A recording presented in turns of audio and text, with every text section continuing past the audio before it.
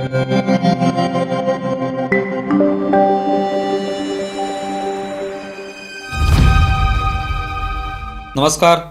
News डंकामध्ये मी महेश विचारे आपल्या सगळ्यांचं मनपूर्वक स्वागत करतो.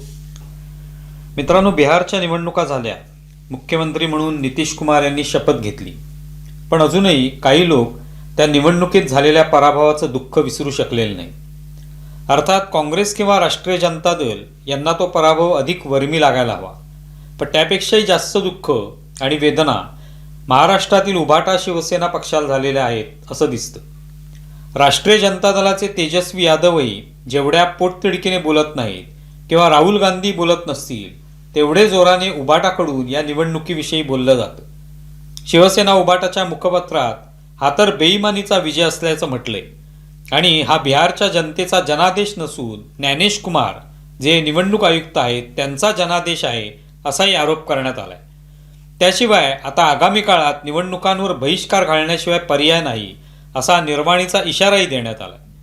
पण जेवढ्या जोरात ते इशारा देतात तेवढ्याच वेगाने निवडणुकांची तयारी करतात. मात्र मुखपत्रात बहिष्काराची भाषा केली गेली असताना प्रत्यक्षात मात्र महानगरपालिकांच्या निवडणुका, नगरपंचायतीच्या निवडणुका यासाठी महाराष्ट्रात सगळेच पक्ष जय्यत तयारीला लागलेत. मग याचा अर्थ काय घ्यायचा? बिहारच्या निवडणुकीत झालेल्या पराभवाचं दुःख विसरून निवडणुकीला सगळे सज्ज झाले आहेत. काँग्रेसने तर स्वबळाची भाषा केली आहे. कुणाकुणाच्या जोड्या लागत आहेत, कोण कुणाच्या पक्षात प्रवेश करतो आहे. मग प्रश्न निर्माण होतो की उद्धव ठाकरे यांची भूमिका असलेल्या मुखपत्रात निवडणुकांवर बहिष्कार टाकण्याशिवाय आता तरणोपाय नाही अशी भूमिका घेतली जाते. पण स्वतः उभाटा पक्ष मात्र निवडणुकांची तयारी करतोय. राज ठाकरे यांच्यासोबत युती करून आपला महापौर आणण्याची भाषा करतो आहे. एवढंच नव्हे तर राज ठाकरे यांना महाविकास आघाडीत स्थान मिळावं, काँग्रेसकडून त्यांच्या प्रवेशाला हिरवा कंदील मिळावा असा जोरदार प्रयत्नही होतो आहे. या सगळ्या प्रयत्नांना नेमकं काय म्हणायचं मग? हे जे सगळे प्रयत्न सुरू आहेत ते निवडणुका जिंकण्यासाठीच होत आहेत. याचा अर्थ सगळ्यांना निवडणूक प्रक्रियेला सामोरं जायचंय. राष्ट्रवादी काँग्रेसचे अध्यक्ष शरद पवार यांनाही निवडणुकांवर बहिष्कार ही संकल्पना मान्य नाही. राजकीय पक्ष म्हटल्यावर त्यांना निवडणुकांना सामोरं जावंच लागतं असं त्यांचं म्हणणं आहे. मग असे सगळं असताना निवडणुकांवर बहिष्काराची कुणाची भूमिका दिसत नाही. बिहारची निवडणूक होण्याआधीपासून वोट चोरीचे आरोप होऊ लागले. खरं तर लोकसभा, विधानसभेच्या निवडणुका होऊन 1 वर्ष लोटल्यानंतर हे आरोप होऊ लागले. हे विचित्र होतं, तरी ते केलं गेलं. पण ते अशा पद्धतीने केलं गेलं की मतं चोरली गेली आहेत, आम्ही हरलेलो नाही, आम्हाला हरवण्यात आलं आहे. प्रत्यक्षात निवडणूक मतदार याद्यातील घोळ किंवा चुका यावर हा सगळा भर होता. त्यातून वोट चोरी झाल्याचा कुठलाही पुरावा सापडला नाही. तरी विरोधकांनी वोट चोरीचे आरोप केले. मग प्रश्न निर्माण होतो की मुखपत्राची आणि विरोधकांची भाषा वेगळी आहे का? जर सगळे आलबेल नाही, ज्ञानेश कुमार हे निवडणूक विरोधकांच्या भाषेत मॅनेज करत आहेत, तर मग निवडणूक लढवण्यास सगळे विरोधक तयार तरी का आहेत? त्यापेक्षा ते निवडणुकीवर बहिष्कार का घालत नाहीत? यामागील अर्थ स्पष्ट आहे की निवडणुकांवर बहिष्कार घातला तर पक्षाची मान्यताही रद्द होईल आणि हाती कत्लाचा वाळाच येईल. त्यापेक्षा आरोप करत निवडणुका लढवू हेच विरोधकांच्या मनात आहे. कदाचित पुढील निवडणुकीतही पराभव झालाच तर वोट चोरीच्या आरोपांचं हत्यार हातात आहेच आणि निवडणुका जिंकल्या तर तेच हत्यार म्यान करून आम्ही आरोप केले म्हणून निवडणूक आयोगाने व्यवस्थित निवडणुका घेतल्या असंही म्हणायला विरोधक मोकळे आहेत. एकूणच विरोधकांची गोंधळलेली मानसिकता यातून दिसून येत नाही का? एकनाथ शिंदे हे भाजपासोबत सरकारमध्ये सहभागी झाल्यापासून उभाटा गटाने त्यांच्यावर कठोर टीका करण्यास सुरुवात केली. हे आपण गेली 3 वर्ष पाहतोच आहोत.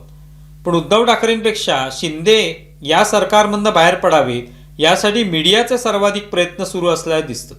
शिंदे कुठे कसे उभे आहेत, त्यांच्या चेहऱ्यावरचे हावभाव कसे आहेत, त्यांची देहबोली काय आहे, या सगळ्याची अनुमानं मीडियाने स्वतःला सोयीची अशी लावायला सुरुवात केली आहे. हे पहिल्यांदा होतंय असंही नाही. ठराविक काळानंतर शिंदेंच्या देहबोलीवर लक्ष ठेवण्याचे बहुतेक आदेश निघत असावेत. 2 किंवा 3 पक्ष एकत्र आले तर त्यात नाराजी असणारच. भांड्याला भांडे लागणारच नाही असं अजिबात नाही. पण ते असं दाखवायचं की जणू आता हे पक्ष एकमेकापासून वेगळे होण्यासाठी आतुर आहे. आता पक्षप्रवेशावरून शिंदे आणि भाजपात विसव जात नाही असं दाखवण्यात आलं. काही ठिकाणी नाराजी असेलही, पण ती स्थानिक स्तरावर. त्यातून शिंदे आणि भाजपा यांच्यात आता फाटणारच इथपर्यंत ताणलं जाण्याची शक्यता नाही. याचं कारण प्रत्येकाला सत्तेत राहायचे, यासाठी जुळवून घेण्याशिवाय पर्याय नाही.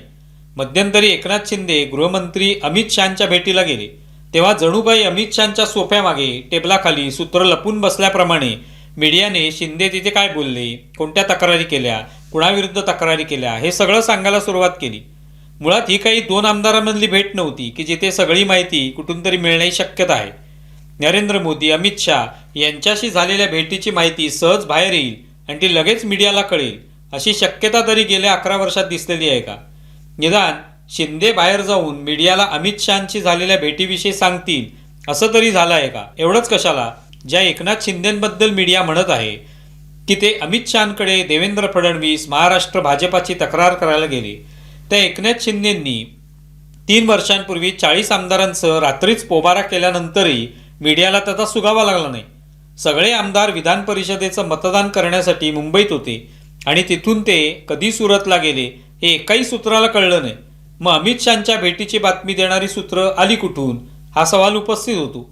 एकनाथ शिंदे साताऱ्यातील आपल्या दरेगावी गेले की ते रुसले, त्यांनी फडणवीसांकडे पाहिले नाही की बघा बघा ते रागावलेत, असा खेळ मीडियाने सुरू केलाय.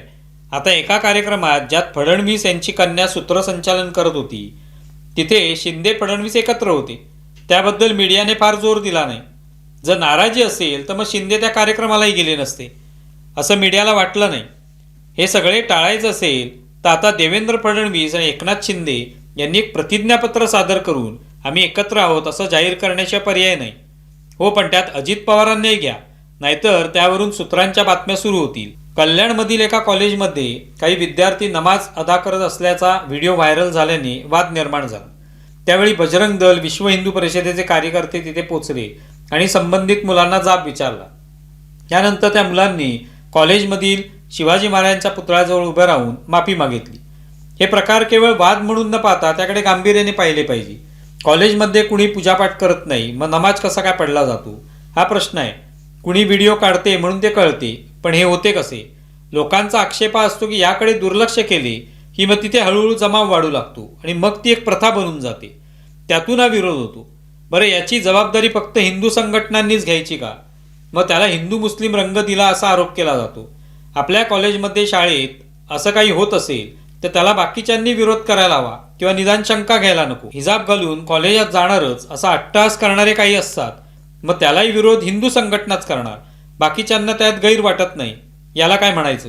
तुम्हाला व्हिडिओ कसा वाटलाय जरूर कळवा. आमचा व्हिडिओ जास्तीत जास्त लाईक करा, शेअर करा आणि आमचे यूट्यूब चॅनल सबस्क्राईब करा. धन्यवाद.